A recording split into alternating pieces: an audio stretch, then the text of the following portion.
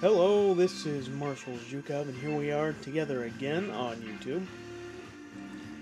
It's been a little while since my last video.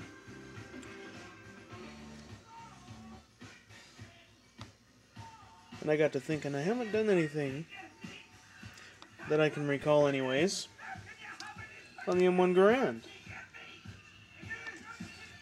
So this is my M1 Garand.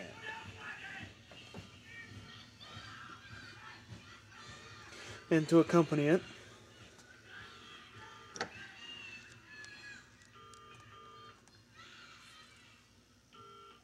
the old 1903 Springfield.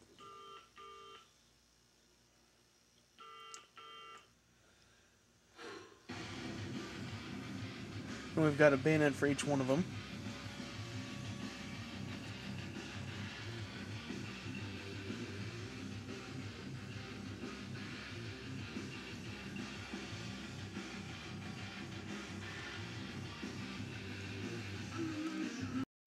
Here's a look at the two bayonets.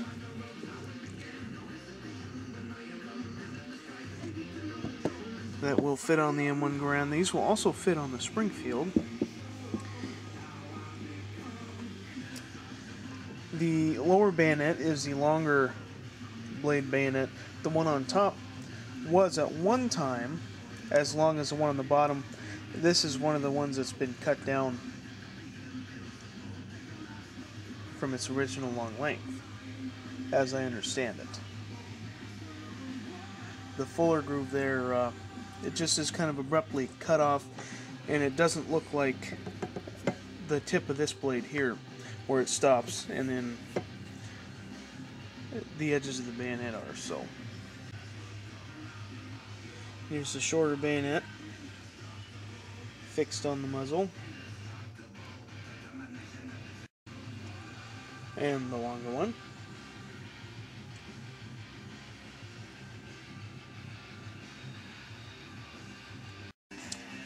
U.S. rifle, caliber .30, Springfield Armory.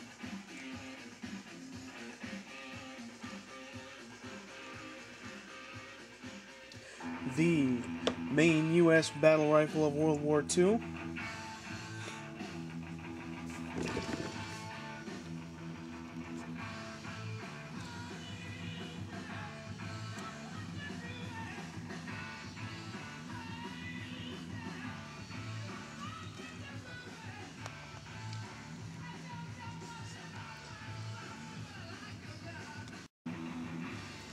This rifle was bought from the Civilian Marksmanship Program.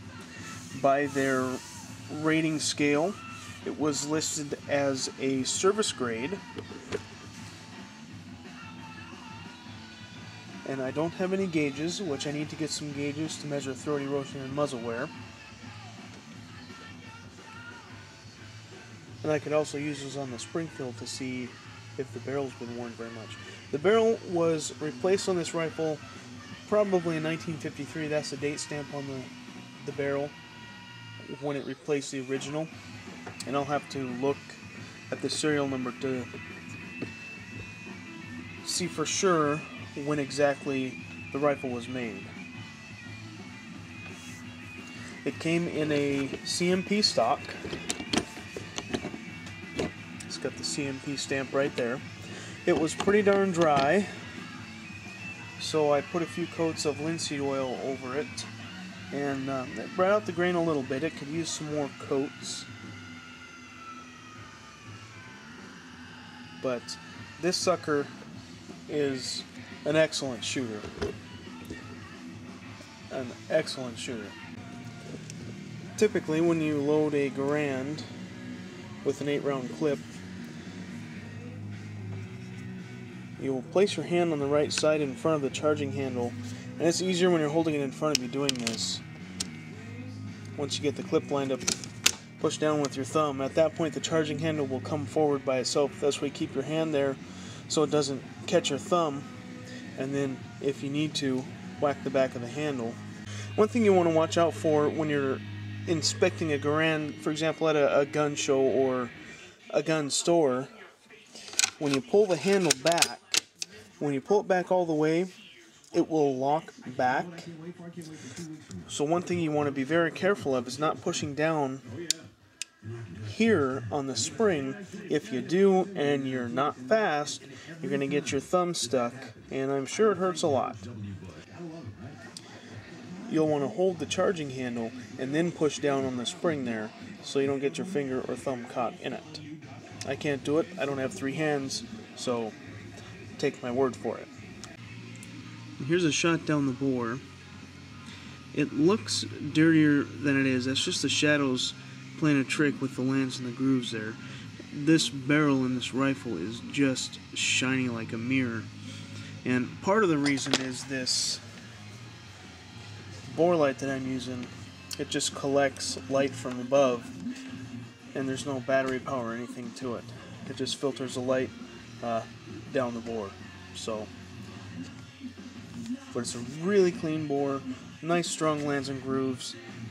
I was amazed when I first got this rifle, and extremely pleased. I even took a picture of it while it was still in the box before I opened it. And of course, those of us that know anything about a Garand, is probably the most notorious thing a Garand is known for, and that's the ping of the clip after the last round is fired and the bolt locks back.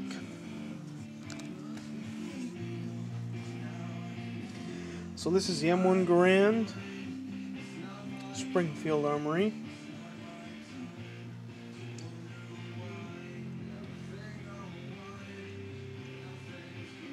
One of my favorite guns, without a doubt. So for now, Marshall Zukov, signing out.